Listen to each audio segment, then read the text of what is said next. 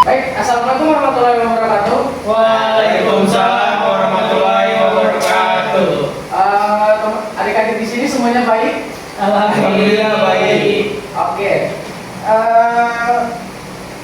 Adik-adik pernah nggak merasakan kesulitan belajar? Pernah. Dan adik-adik tahu apa penyebabnya? Tahu. Malas. Oke, yang pertama tidak fokus kalau di kelas. Kemudian malas juga salah satunya. Oke. Nah, di sore kali ini saya selaku konselor akan memberikan bimbingan klasikal dengan topik mengatasi kesulitan konsentrasi saat belajar. Tujuan dari bimbingan kali ini agar adik-adik bisa tidak merasakan yang seperti tadi, kayak malas belajar, kayak yang tadi. Lalu sebelum itu saya akan menyampaikan asas-asas yang ada di bimbingan kali ini. Yang pertama itu adalah asas keterbukaan. Jadi adik-adik selama bimbingan kali ini harus terbuka. Lalu ada juga asas kesukarelaan. Saya ingin bertanya, adik-adik sukarela datang ke sini? Oh ya, dan saya juga harap adik-adik aktif ya dan selama bimbingan kali ini. Ya. Oke, saya akan menampilkan video. Saya harap adik-adik bisa fokus pada video kali ini.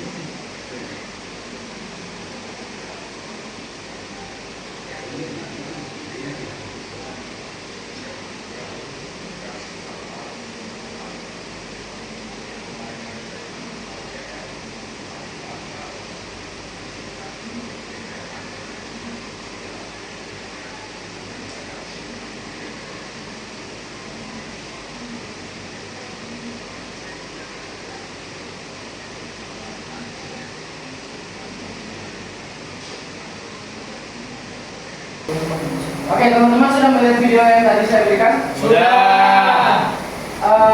Apakah ada teman-teman yang memahami video memberikan tanggapan. Oke, jadi yang saya tangkap dari video tadi yaitu siswa tersebut pada saat di kelas dia hanya tidur, sementara guru sedang memberi materi. Nah, akhirnya guru tersebut marah karena dia tidak mendengarkan penjelasan dari guru tersebut dan akhirnya dia dihukum. Seperti itu. Nah, ada lagi? Yang saya lihat di video tadi, bahwa anak tersebut sedang mengalami kesulitan dalam berkonsentrasi dalam belajar yang membuatnya stres dan lain-lain, Pak. Seperti itu. Jadi dia terganggu juga dengan akademiknya ya? Ya, Ya. betul. Ada lagi? Mungkin karena kebiasaan begadang itu Pak, jadi di kelas dia udah ngantuk, bahkan tadi juga menjadi terlambat karena kebiasaan itu. Jadi faktor kesulitan konsentrasi belajar itu salah satunya itu menurut saya. Oke. Selanjutnya di sini saya akan menyampaikan materi tentang mengatasi kesulitan konsentrasi saat belajar. Nah, teman-teman bisa lihat di sini. Di sini ada pengertian kesulitan belajar.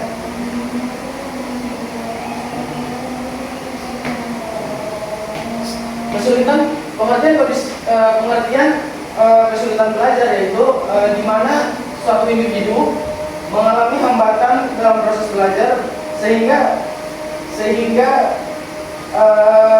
untuk memahami materi sangat susah dan mengingat informasi juga sangat agak susah. Lalu dengan saat mengaplikasikan pengetahuannya juga dia tidak tahu gitu. Oke, lalu ada faktor kesulitan belajar. Faktor kesulitan belajar itu terbagi atas dua aspek, dua faktor, yaitu masalah internal dan eksternal. Di internal itu yaitu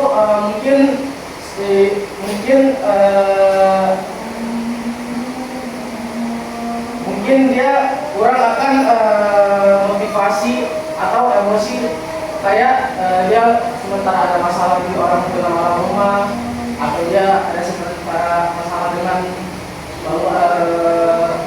teman atau pacarnya. Lalu ada masalah eksternal. Masalah eksternal yaitu lingkungan, kayak mau konsentrasi saat belajar, teman-temannya ngajak ngobrol di kelas, terus saat mau mengerjakan tugas saja, teman-temannya kayak ngajak main game aja gitu. Nah, lalu ada strategi efektif buat mengatasi kesulitan tersebut. Yaitu yang pertama itu buat jadwal yang teratur, kayak jadwal main dan jadwal belajarnya. Kayak kalau misalkan udah jam belajar, kalau pelajarannya nggak harus pegang HP, HP-nya tidak usah dipegang gitu. Terus ada juga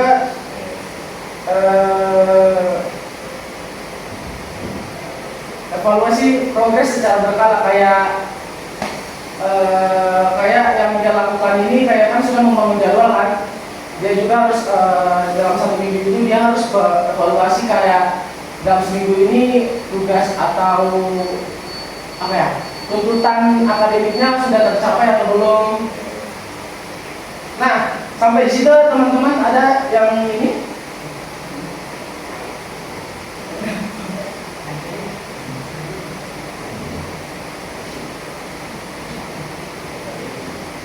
Oke teman-teman, di sini saya akan membagikan LKPD yang teman-teman isi.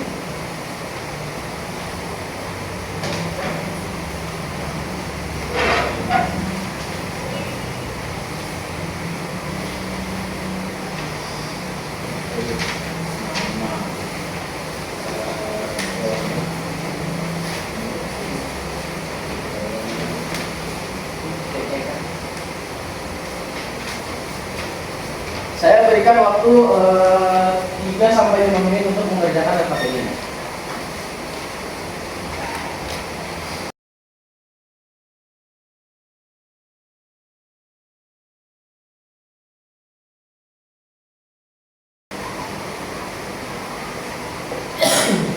Pak.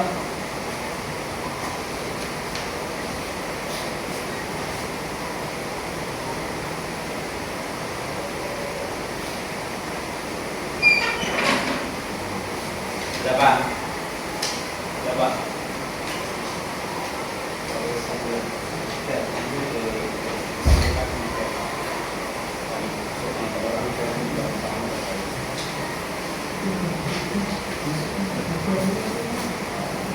Oke. Oke, teman-teman, ada yang ingin menyimpulkan tentang materi yang saya jelaskan tadi?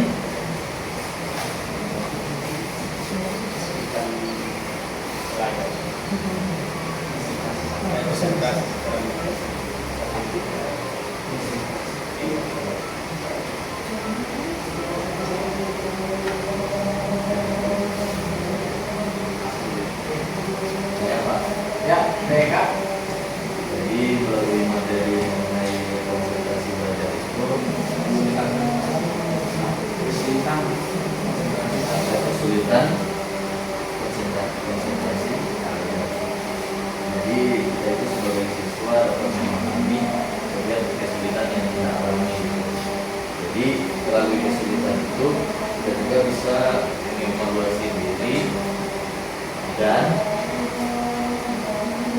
mengatur ya gitu Pak. Oh, hanya itu? Ya, Ada lagi yang ingin menambahkan atau mengkoreksi? dari hari yang lalu. Ada yang enggak?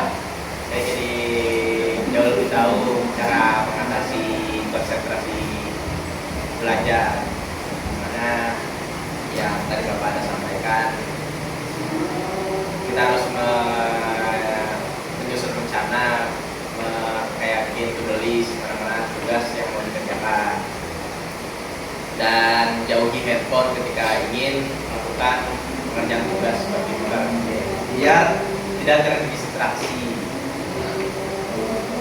dan melakukan evaluasi apakah kita sudah cukup baik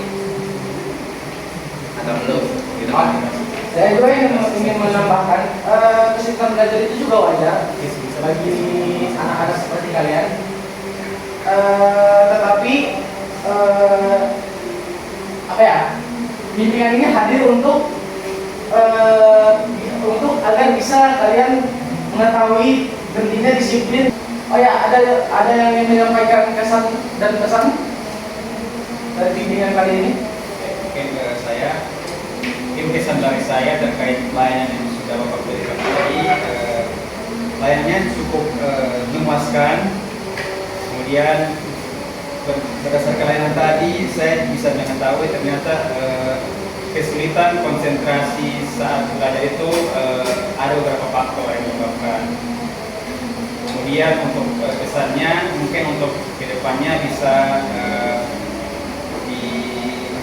diperbanyak terkait materi layanan klasikal seperti ini. Mungkin hanya itu. Ada lagi yang menambahkan? Oke. Saya Pak. Oke, kesan saya dari penjelasan Bapak sudah cukup baik mengenai kesulitan konsentrasi saat belajar dan faktor-faktor penyebabnya. Kemudian pesan saya semoga untuk teman-teman melalui layanan yang sudah Bapak berikan bisa lebih meningkatkan konsentrasi teman-teman sekalian dan juga saya sendiri dalam proses belajar. Mungkin cuma itu dari saya Pak. Oke, lalu selanjutnya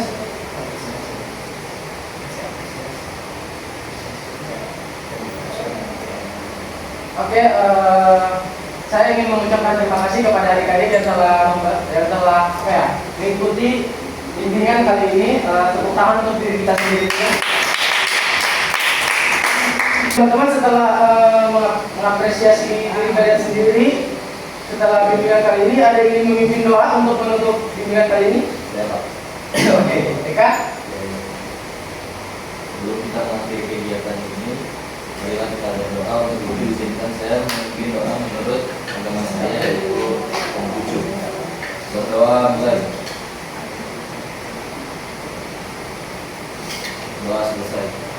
Oke.